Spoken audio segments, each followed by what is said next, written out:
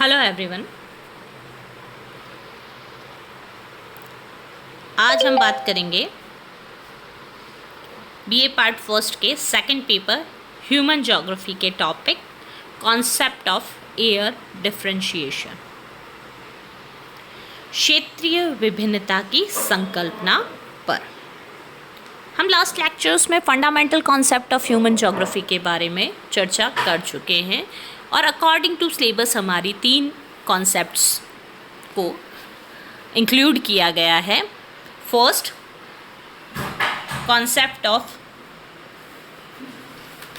Terrestrial unity, second concept of activity and third one is concept of areal differentiation, जिसे हम आज पढ़ेंगे। क्षेत्रीय विभिन्नता की संकल्पना को अगर हम स्पष्ट करना चाहें तो हम इसे वातावरण समायोजन का सिद्धांत भी कह सकते हैं, क्योंकि प्रत्येक जो क्षेत्र है वह अपनी परिस्थितियों और मानवीय क्रियाकलाप को समान रूप से नहीं रखता। वह अपने वास्तविक स्वरूप को प्राप्त करने में मानव द्वारा अनुकूलन और परिवर्तन की प्रक्रियाओं को देखता है और वर्तमान स्वरूप को प्राप्त करता है। वातावरण समायोजन एनवायरमेंटल एडजस्टमेंट 2 तरीके से होता है, जिसे हमने पहले एक लेक्चर में डिस्कस भी किया था। फर्स्ट इज अडेप्टेशन और सेकंड इज मॉडिफिकेशन। अडेप्टेशन अनुकूलन, किसी भी जीव को अपने वातावरण के अनुसार ढाल लेना।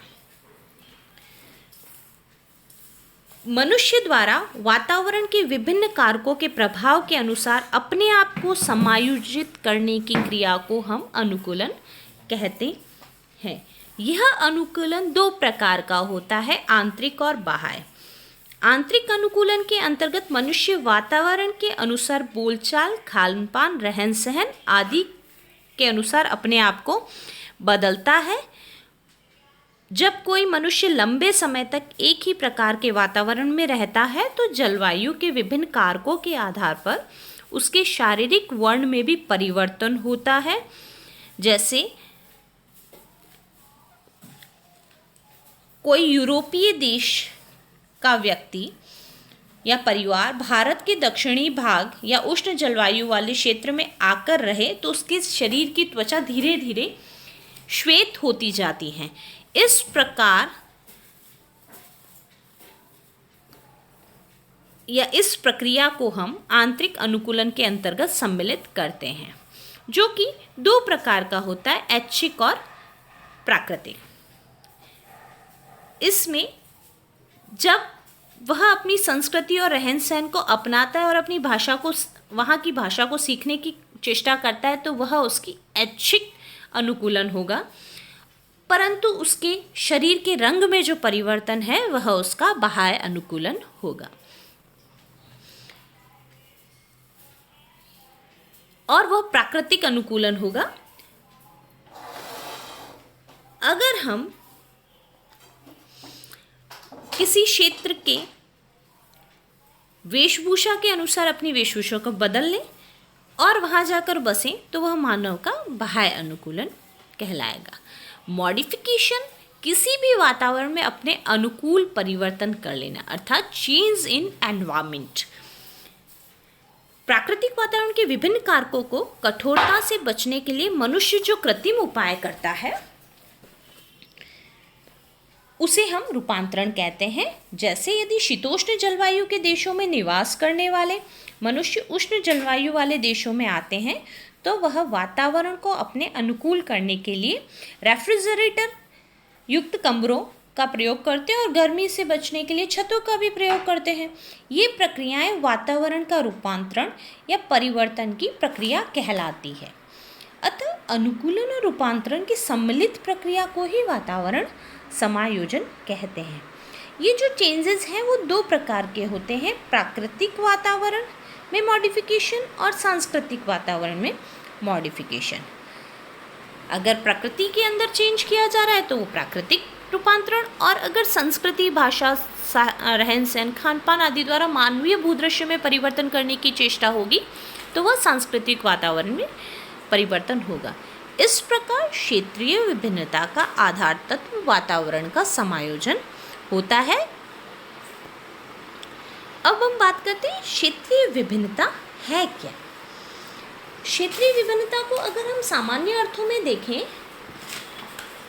तो क्षेत्र से आशय किसी प्रकृति या कृत्रिम सीमा में गिरा हुआ एक निश्चित जो 2 डायमेंशनल एरिया है वह होगा, जिसमें मानवीय और प्राकृतिक सभी दशाएं विद्यमान हैं, तो वो हम क्षेत्र उसे एरियल कहेंगे। और भिन्नता से मतलब उस 2 डायमेंशन एरिया में जो भी मानवीय और प्राकृतिक घटनाओं में अंतर या विषमता है वो विभिन्नता होगी। तो सामान्य अर्थों में हम कह सकते हैं कि भूतल पर भौगोलिक तथ्यों के असमान वितरण से एक स्थान से दूसरे स्थान पर पाई जाने वाली जो भी विभिन्नताएं हैं वह क्षेत्रीय विभिन्नताएं कहलाती हैं। और भूगोल में प्रदेशों का अध्ययन इसी उपागम का परिणाम है, क्योंकि प्रदेश का निर्धारण ही इसी विभिन्नता के आधार पर होता है। और प्रदेश का निर्धारण करने की आवश्यकता भी इसीलिए होती है कि अलग अलग जगह अलग अलग स्वरूप मिलता है प्राकृतिक और सांस्कृतिक भूदृश्य का। क्षेत्रीय विभिन्नता की संकल्पना का भूगोल में अध्ययन करना बहुत आवश्यक है, क्योंकि मानवीय और भौतिक तत्वों की विषमताओं का अन्य स्थानीय, समीपस्थ और संयोग से जुड़े तथ्यों से संबंध होता है, और उसका अध्ययन क्षेत्रीय विकेंद्रीकरण के नाम से भी जाना जाता है। इसका महत्व इसलिए भी है कि मानव भूगोल के प्रदेशों का अध्ययन इसी संकल्पना का प्रतिफल है। क्षेत्रीय विभिन्नताएं ने प्रादेशिक भूगोल के पुनर्निर्माण में सहयोग किया है और इस बात पर बल दिया है कि प्रदेशों को पूर्ण रूप से एक अलग अस्तित्व के रूप में अध्ययन नहीं किया जाना चाहिए। प्रादेशिक भूगोल के अध्ययन को स्थान की अद्वितीय विशेषताओं पर केंद्रित किया जाना चाहिए, किंतु इन्हें जैसा कि ये एकाकी के रूप में व्यक्त नहीं किया जाना चाहिए, ऐसा वर्तमान में चल रहा है। क्षेत्रीय विभिन्नताओं के द्वारा ही पृथ्वी पर पाए जाने वाले प्राकृतिक और मानवीय दशाओं के वितरण की विषमता और अंतर संबंध की जानकारी भी हमें प्राप्त होती है। और यदि क्षेत्रीय विभिन्नता नहीं पाई जाती तो मानवीय विकास में शिथिलता होती और न ही मानव भूगोल की विभिन्न शाखाओं का विकास भी होता। तो क्षेत्रीय विभिन्नता को हमें पढ़ना आवश्यक है। इस संकल्पना का विकास कैसे? क्षेत्रीय विभिन्नता जो शब्द है उसकी उत्पत्ति जर्मन भाषा के शब्द से हुई, जिसका अर्थ था एरियल वेरिएशन। इस शब्द का गलत अनुवाद अंग्रेजी भाषा में अमेरिकन भूगोलवेत्ता कार्ल ओ सावर द्वारा 1925 में किया गया और वो था एरियल डिफरेंशिएशन, अर्थात वेरिएशन की जगह डिफरेंशिएशन वर्ड को लिखा गया। तो पृथ्वी तल पर पाई जाने वाली जो भौगोलिक तथ्यों में क्षेत्रीय विविधता है वह क्षेत्रीय विभिन्नता नहीं है। इसी हम क्षेत्रीय विभिन्नता बोलते हैं, बट ये है विविधता। अब अगर हम इस विकास क्रम में विभिन्न विद्वानों के विचारों पर चर्चा करें तो उसमें कई मतभेद मिलते हैं और कई अलग अलग चीज़ें सामने आती हैं। तो सबसे पहले हम अल्फ्रेड हैटनर ने इसके संबंध में क्या विचार दिए उस पर चर्चा करेंगे।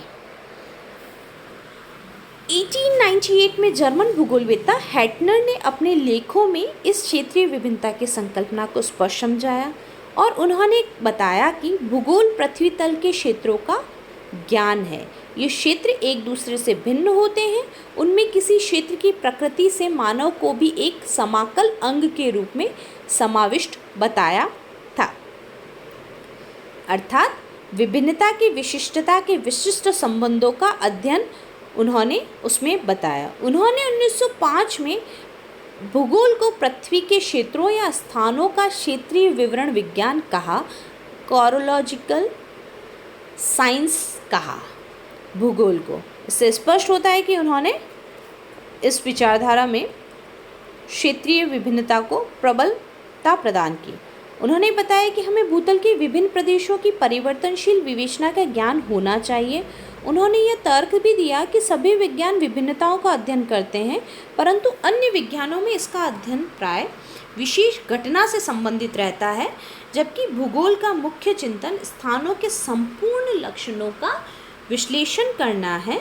अतः क्षेत्र की घटना का अध्ययन पर हम बल देते हैं और उनके अंतर संबंधों का अध्ययन सिर्फ भूगोल में ही किया जाता है, और व्यवस्थित विज्ञानों में जहाँ इसके संपूर्ण लक्षणीय स्वरूप के अध्ययन को विशेष बल नहीं दिया जाता, क्योंकि प्रत्येक विषय या विज्ञान का अपना स्वरूप और अपनी विधि होती है, परंतु भूगोल में इसमें संपूर्ण अंतर संबंधों और संपूर्ण लक्षणों का विवेचन किया जाता है।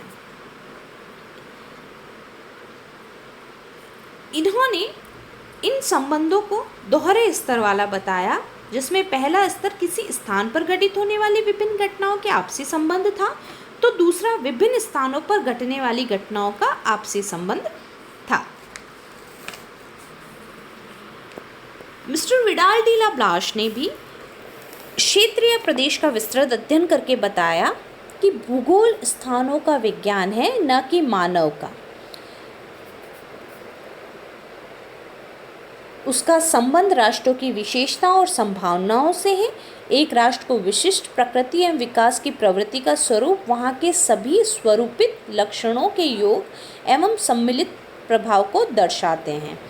इस प्रकार ब्लाश ने क्षेत्रीय विभिन्नता को प्रबलता प्रदान करते हुए किसी राष्ट्र, प्रदेश या क्षेत्र की सामाजिक विभिन्नताओं का संबंध ऐसे स्थानों की विभिन्नता से बताया था।